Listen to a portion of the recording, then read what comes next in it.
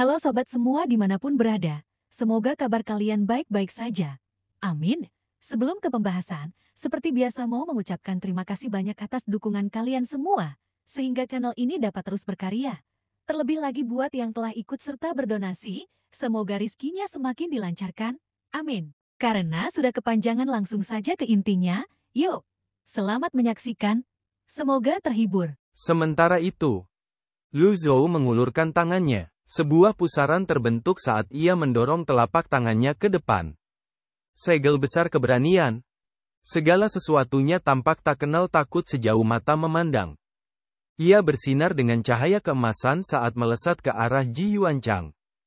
Ji Yuanchang berteriak dan menarik tali panah energi. Ini mengingatkannya kepada Chen Zhu yang melawan di Mesur Heaven River dengan sekuat tenaganya. Murid buyutnya seperti ini, sedangkan gurunya tidak berarti apa-apa.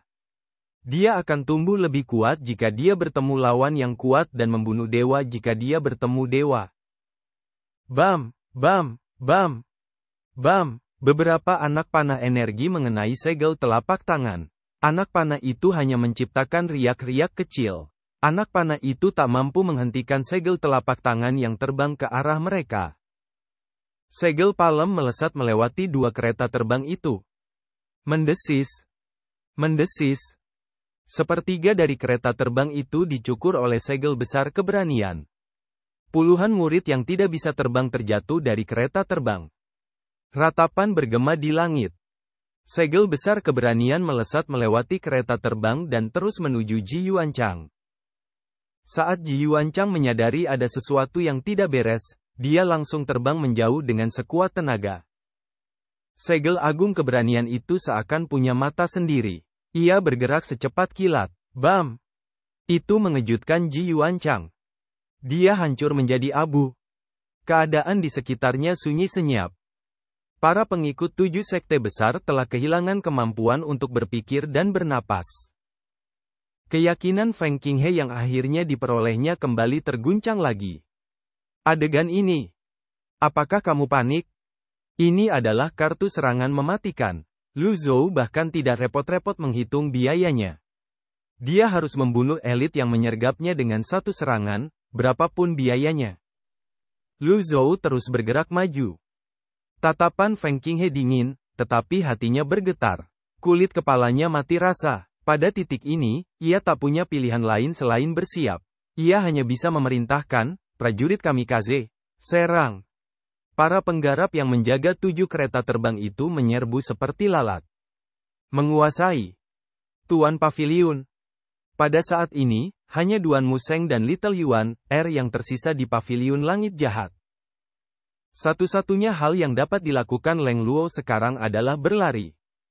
Ketika mereka melihat ini, mereka ingin maju dan memblokir serangan. Mereka sangat gugup saat menatap Lu Zhou yang melayang di langit. Riak muncul setiap kali dia melangkah. Sekuntum bunga teratai biru mekar di bawah kakinya, dan tubuhnya bersinar dengan cahaya biru. Dia telah melihat dunia untuk waktu yang lama dan menaklukkan jutaan iblis. Jadi bagaimana kalau kamu dari 7 sekte besar? Kamu harus membayar mahal hari ini.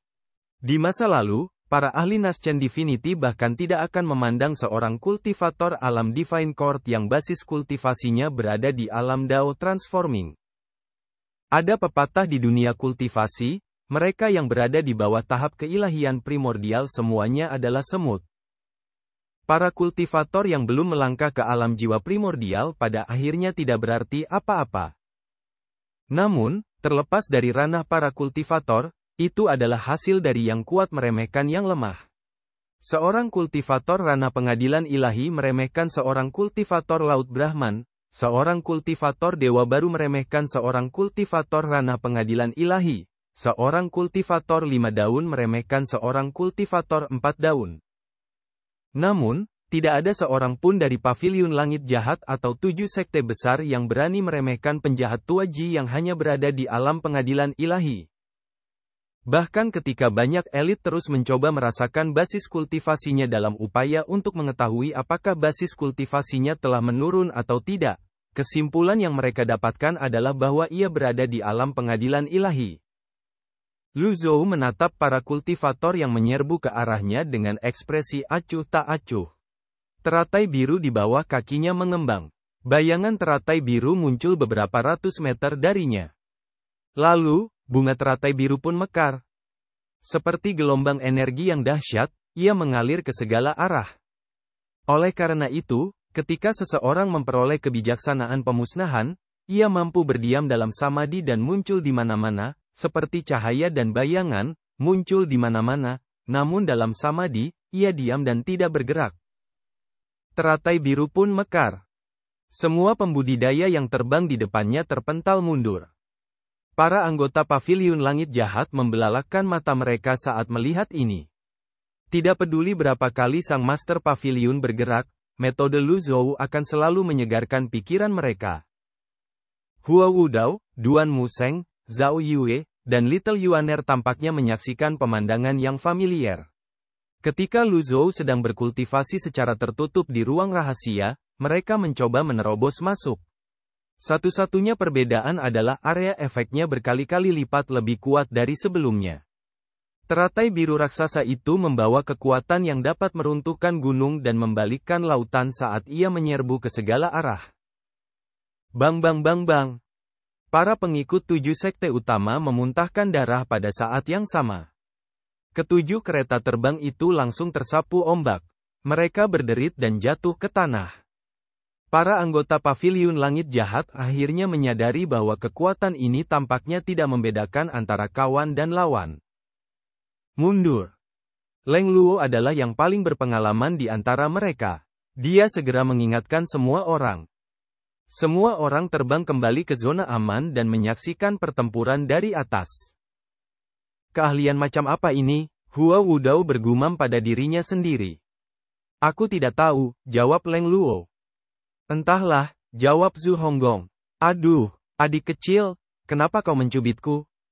Yuan, kecil mencubit pipinya dan berkata, oh, aku tidak bermimpi.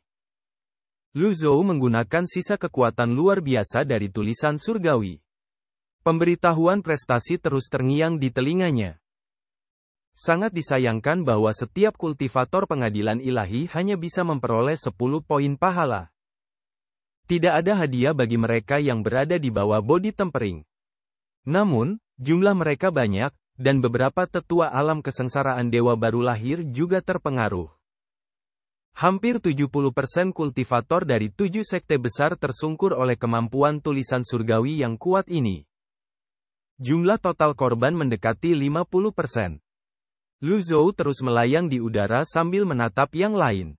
Ia menggelengkan kepala.